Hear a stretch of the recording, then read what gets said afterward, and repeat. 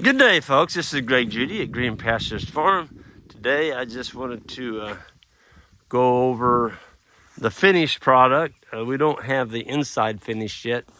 As far as the shelves and things, we're going to be putting some cedar shelves in there for the canned goods and storing apples, the bushels of apples and different root crops in here. This is our storm shelter. This is going to have dirt piled clear up to the top of the cellar and slash storm shelter, whichever you want to call it. It does have a 6-inch concrete ceiling on it, 8-inch walls. It's a beast of a building. You know, when we get 70, 80 mile an hour winds and these trees out here are bent over like a U, sitting in that house in the bathtub doesn't give you a real secure feeling, okay? But boy, we're just a hop and a skip. We can be in this thing, you know. And so I've always wanted a cellar. I had one at the cabin that I built. I built a 3-story log cabin in 1978. I guess that was the year I got out of high school, and built a really nice root cellar on the front of it. I've always missed that cellar. I sold that cabin in 10 acres. And the one thing I always missed was not having my cellar anymore. And so, yeah, I'm glad to have one back. Anyway, Mo's just got through putting the door on it here. Oh, it's been a month or so ago. He did an excellent job. I mean, he is such a carpenter. I started out with a 4-foot wide door, and I told Mose, I said, no, let's just go with a 36. And so he had to frame in from the concrete, and you can see he used the J trim, the J channel. And of course it's all metal. Got a nice exterior storm door here. It's got a lock on it. Jan's got some of her Christmas stuff stored here in the corner. This is stuff that we used to have to take upstairs in the shop all the time. But anyway, when we get it all said and done, this side here is going to be all shelves made out of eastern red cedar that we milled here on the farm. And the nice thing about cedar is, well, it doesn't rot. Well, let's just close this door. You can see Mo's. Can you see it? Yeah, you can see it.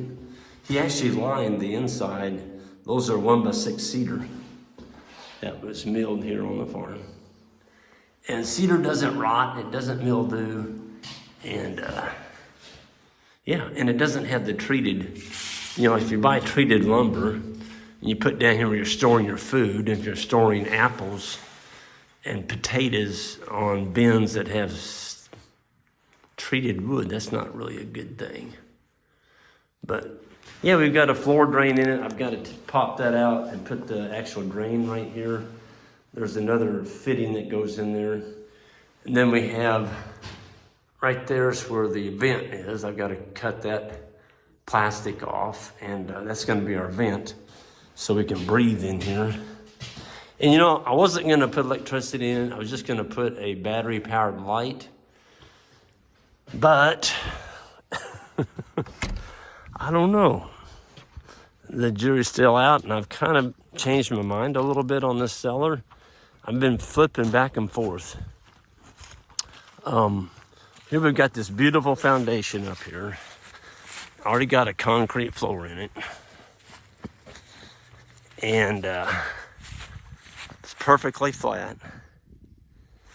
And so you could build a really nice building. And I made a comment on this earlier on when I first built it, that I was going to put something. Then I kind of waffled back and said, no, I'm not going to. But I'm thinking about putting a she shed on here, as Jan calls it, her she shed. Jan is an excellent painter, really good with stained glass. She's just a crafty lady. She can do anything with crafts, and she doesn't really have a place to do all that. So it's in my shop. It's part corners of the house, and stuff is here, stuff is there. And I'm like, you know, that vent right there, we could cut that off flush and just put a floor vent there.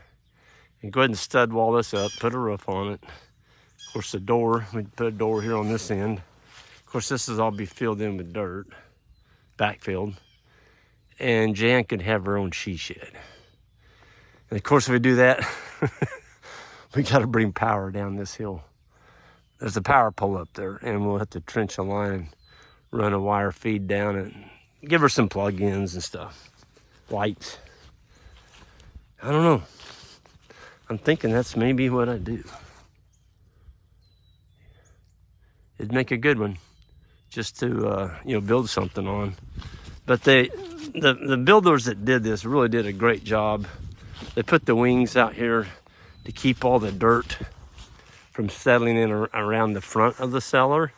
And then we also built this nice curved walkway, concrete coming out, goes over here toward the house. Got the lake right here in front. There's the mushroom yard, or one of them. I think we're up to 3,000 now. We got 3,000 logs. A lot of these are new ones we just inoculated. Oh, I thought I saw a mushroom. Can't be, it's too cold. But yeah, we may inoculate a few this spring, but we got so many now that we don't need too many more right now. But anyway, this is it. It turned out better than I expected it would. I wasn't real sure, but we ended up making it 20. It's 20 foot long by 10 foot wide, 8-inch walls. And it's got a 6-inch concrete ceiling on it, 36-inch door. And it is a beefy, beefy shelter. So, yeah, I mean, a lot of people don't have any place to go when storms do arrive. And it's kind of a secure feeling to have something that you can get into if the need would arise. So it's better than crawling off in a ditch somewhere and putting your hands over your head and, just hoping for the best. But Jan just painted that the other day, the top part. You can see where she painted it. If you're gonna cover it up with dirt, you want to get that covered with that black tar. And I'll probably go ahead and tar the rest of that just to help kind of seal it, or just use a clear sealant on this part down here. Probably wouldn't look quite as bad. Black's kind of obtrusive looking. But we put a drain pipe. It's also got a drain pipe all the way around the edge of it. And that drain pipe has got about a foot of rock over the top of it. And so that it drains, any water that gets in around the back of this cellar is going to hit that drain field, and it goes out the front. So you don't want water sitting around the base of your foundation. It's a good way to get a crack in your concrete or seepage coming in your building. And Johnny still has his little mini track hole up there. That's what he used to set that wall with. And we put the textured side over here so we can see it. If we put it on the other side, it'd have been against the rock. And then that top part is the cap. Those blocks weigh, I think they're right at 3,500 pounds each.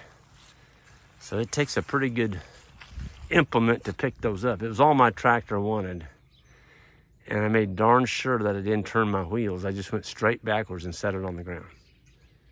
That's a good way to bust the front end out from underneath your tractor. But yeah, it turned out good. Turned out real good. So it's a good way to keep the rock out of your yard and keep the parking lot up there intact. And yeah. So anyway, I'm gonna go ahead and get out of here. It's a beautiful day. And we're gonna get out and enjoy it. And everyone have a good one. And see you all down the road at the next time.